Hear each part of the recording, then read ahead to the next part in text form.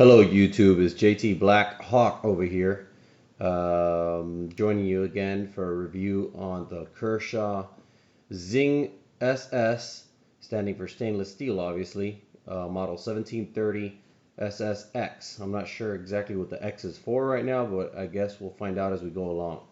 I just received this knife today, by the way. I have not even opened it, as you can see, so this is a real-time product opening review as well. Um, Basically, this knife comes in the blister packaging. It doesn't come in a box like some of the Kershaw knives I've seen, and I noticed it's kind of random as well for some reason, which I haven't figured out yet. The knife features the speed safe opening, which is patented Kershaw. It's got a reversible clip, frame lock, and flipper. I can't see where the clip is. Well, it looks like it's reversible, and it's tri-mouth as well, according to here. So let's open her up and see. I'm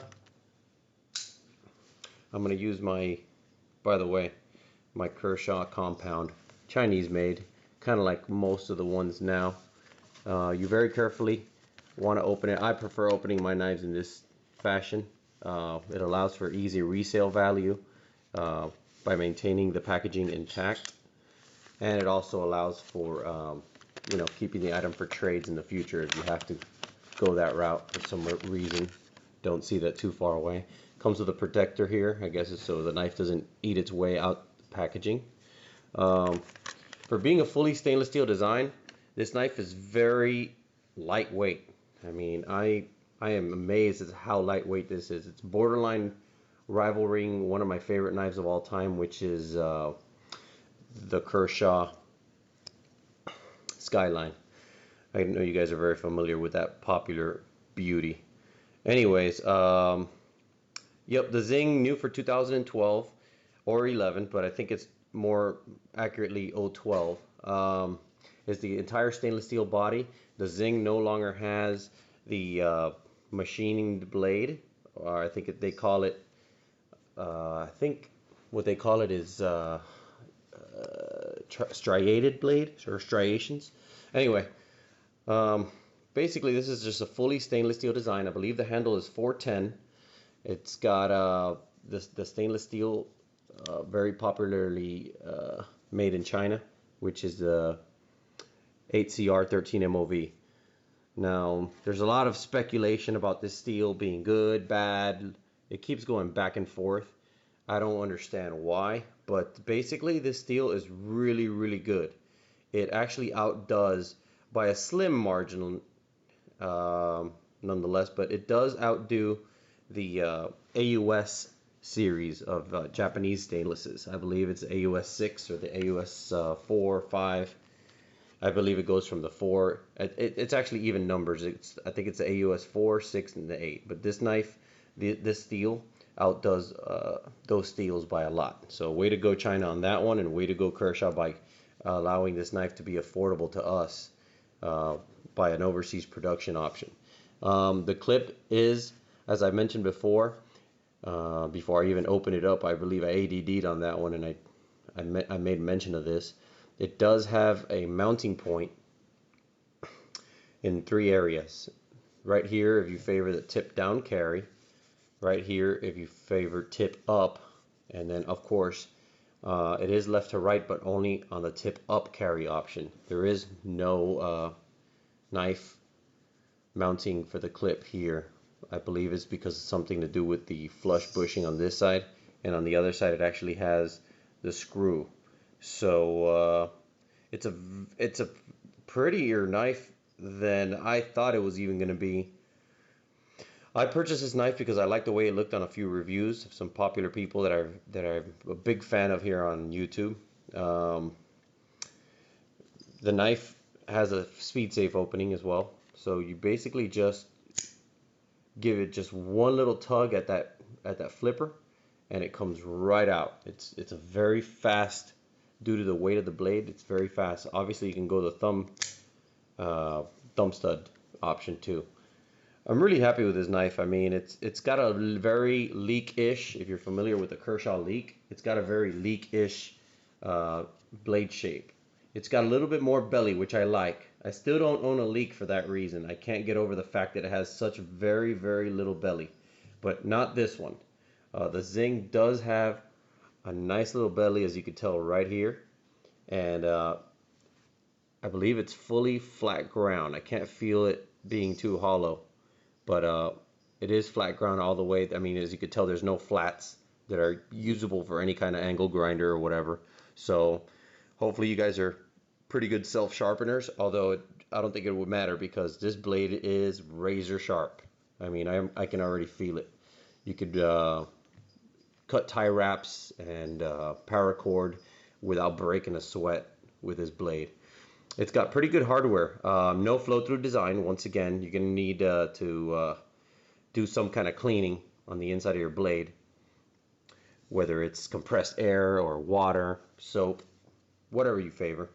It is a frame lock, which cuts down on a lot of weight because since the whole body of the knife is stainless steel, that allows the manufacturer to avoid having to use any liners. So that's another thing that offsets the usual weight of fully stainless steel knives, the fact that it's a frame lock, because the frame does all the work. It's a very sturdy lock. There's no blade wiggle on either direction. I'm very happy about that because Kershaw has not failed me yet. All their knives are very, very sturdy. Even their Chinese models have been very sturdy. There's like very, very little, if any at all, wiggle room. This knife has zero wiggle room, so I'm very happy with that. Kudos on the production of the Zing. The clip is among a variety of clips that I've noticed a few of these Kershaw knives have. My compound, also made in China, has the same clip. I'm not sure what to make of it. It looks like some kind of a necktie. I just reversed it to the back on my compound today as well for tip up carry. I guess I got to do that to the Zing as soon as I have a chance. But yeah, this model of clip, I'm not a big fan of. I have to admit it. I'm not a big fan. I know it's small, and a lot of people are big fans of the low profile clips are gonna love it. But I don't know. I kind of prefer a clip that's a little bit more symmetrical, kind of like the clips that the Skyline, for instance, and a couple other models have. Even some knives that are made abroad, like the Kershaw Tremor, huge bladed knife, which I haven't reviewed yet. A lot of reviews on that on the internet.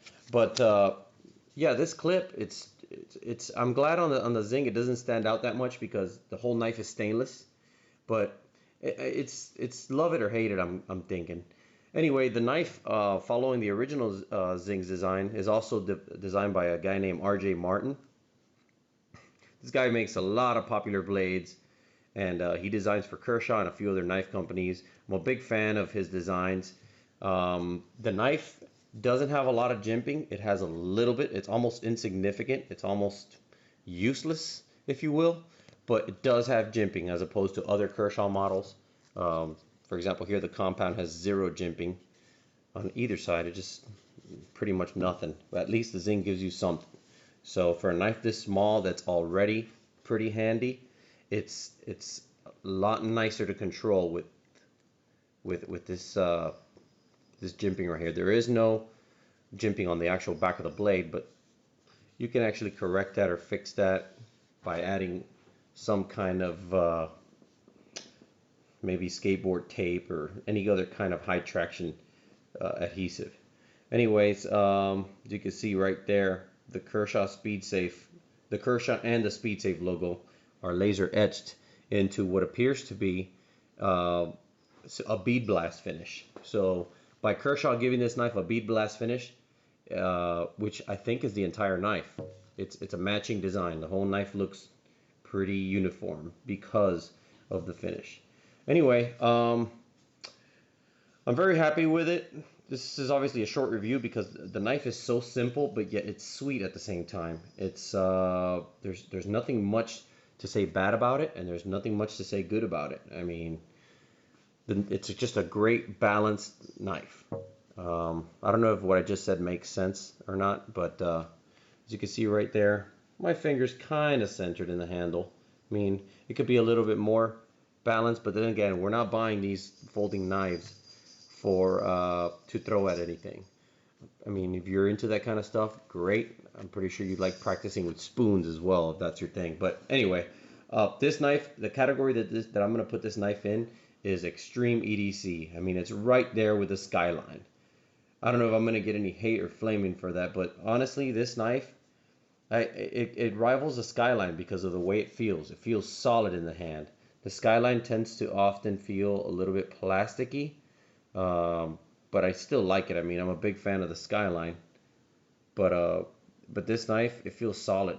I mean, it feels like a good quality blade, and I'm really happy with it. I think you guys are gonna enjoy it. MSRP around 40 bucks, but honestly, I picked this up for $28 on Amazon with free Prime shipping, which had it at my door in less than 48 hours. So you know, you can go to Google shopping, you can go anywhere you want. Under 30 bucks, you're getting a deal. Because honestly, I think that this is a very, very good value. There's very few knives out there for $30 that you get this much in a knife. So go out there and get one. I mean, that's all I could say. I'm very happy with this one. It's definitely going in my collection. It's my first full stainless steel knife, meaning the body and the blade. I haven't owned one. I can't say I've owned one before.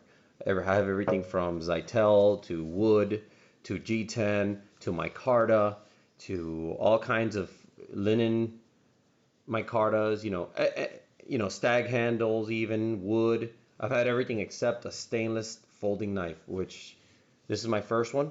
I like it a lot. You might see a future review on another one I'm a big fan of, window shopping wise, because I definitely want to get it. It's the cryo model. If you haven't heard of it, it's almost like this knife, except for instead of a stainless finish, it's entirely titanium, nitride coated, something like that. But anyway, we'll get to that eventually. Go get the Kershaw Zing 1730 SSX. I highly recommend it for an EDC carry. Put it in your EDC rotation, and let me know what you guys think about it. All right, JT Blackhawk signing out. See ya.